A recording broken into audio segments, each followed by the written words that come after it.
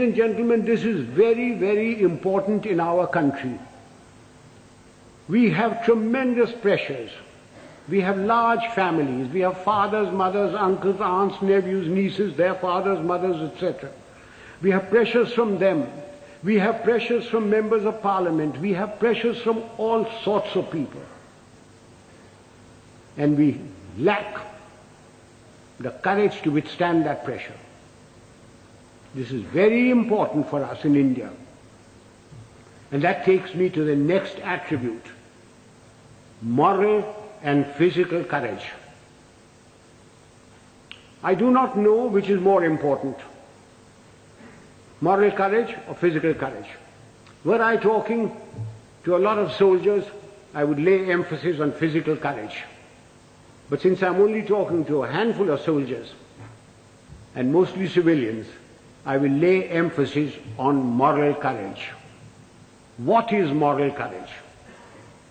Moral courage is the ability to distinguish right from wrong.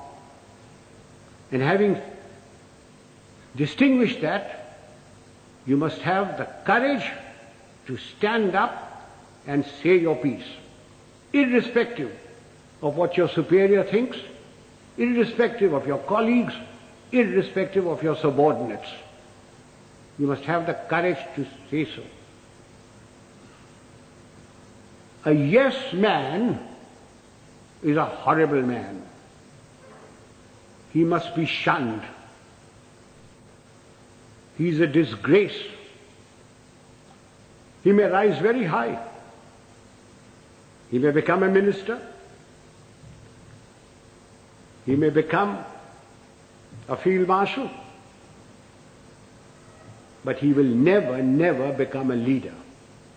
He will be used by his superiors.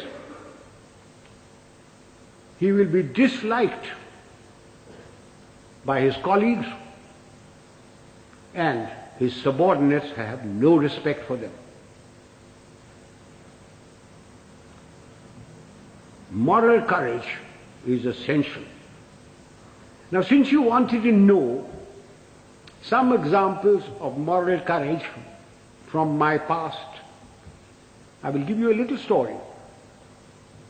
In 1970, when General Yahya Khan put all the pressure on East Pakistan as it was then, and refugees started coming to India, there was a cabinet meeting. I remember the date very well, 28th of April. I was summoned. I had a very strong Prime Minister and Mrs. Gandhi, who ranted and raved at me. He said, "What are you doing about it? I've got so many refugees. The Chief Minister of Bengal has just sent me a telegram. The Chief Minister of Tripura has done this. The Chief Minister of Assam is writing that there are more Bengalis there than their own population. What are you doing about it?" And I said, "Nothing. Got nothing to do with me." And she said, "I want you to go in and take action." And I said, "Do you know what that means, Prime Minister?" And she said, "No." I said, "It means war." And she said, "I don't mind if there's war." So I said, "May I please quote from the Bible, the first book, the first chapter, the first verse? God said, 'Let there be light,' and there was light. And you say, 'Let there be war,' there will be war. Are you ready?" I'm not ready. I'm not prepared. It is not the right time to go in. The monsoon will break very shortly, and the whole of East Pakistan will be a swamp. I will not be able to operate. The Air Force will not be able to operate. April is a month when we glean the harvest.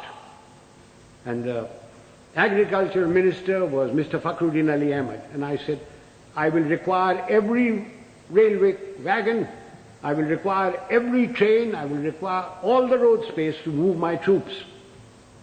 And you will not be able to move your harvest. And then if there is a famine, don't blame me." And I said, the passes in the Himalayas start opening now, the snow melts. And then if the Chinese give us an ultimatum, I will have to fight on two fronts. And then the External Affairs Minister, the Khalsa, Sardar Swaran Singh said, do you think China will give ultimatum? And I said, you are the foreign minister, you tell me. And then my own minister, Jagjeevan Ram, who couldn't call me Sam, who used to call me Sham.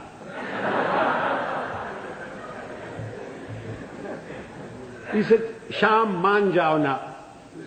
I said, you can manne ki baat hai? I'm telling you what the facts are. And I said, if you want me to do this, Prime Minister, I guarantee you 100% defeat. Now, Prime Minister, give me your orders. And there was dead silence. And she turned round and said, the cabinet will meet at 4 o'clock. This happened at 10:30 in the morning. So, as the cabinet ministers walked out, I being the junior most man there, was the last to go, she said, Chief, will you stay behind? So I shut the door and I said, Prime Minister, before you speak, do you wish me to send in my resignation on grounds of health, mental or physical? I said, oh, sit down. He said, everything you told me correct? I said, it's my job to fight. It's my job to tell you. If your father in 1962 had me as his commander-in-chief, the country would not have been disgraced. The army would not have been beaten. But the army chief did not have moral courage of turning around and telling him he wasn't ready. So she said, all right, you know what I want? And I said, yes, I know what you want. And I must be allowed to do it my own way. And she said, all right, you know what I want. So ladies and gentlemen, there's a very thin line between becoming a field marshal and being dismissed. I just gave you an illustration of moral courage. Of course, I didn't worry very much because my wife had money. If I'd gone, she would have looked after. She would have looked after me. So much for moral courage. Now I come to physical courage. Fear is a natural phenomenon like hunger and sex. Anyone who says he is not frightened is a liar, except perhaps the Gorkha. Everyone is frightened. It is one thing to be frightened and quite another to show fear. It's when your knees are knocking and your teeth are chattering and you're about to make your own geography. That's when the real leader comes out.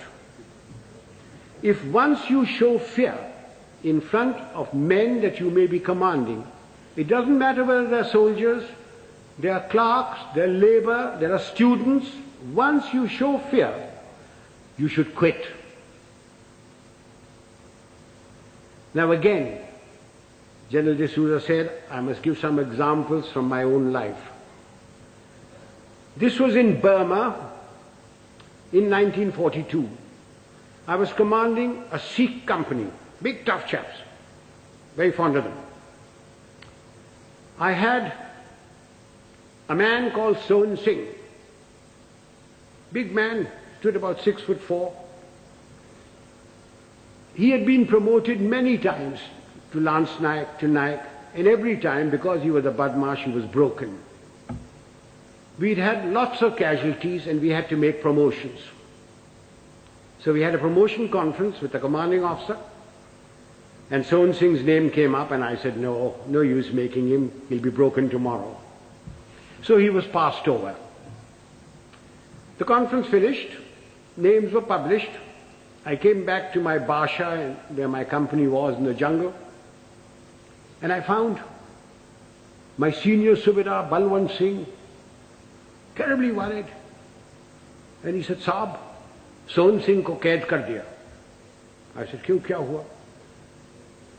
उसने बोला कि आज आपको साहब गोली मारेगा. I said, oh, अच्छा, पेशी होगा. So a stool was put in, a table was put there, and Son Singh was marched up in front of me. Son Singh was at that time a light machine gunner, and light machine gunners carried pistols, and his pistol was taken away from him.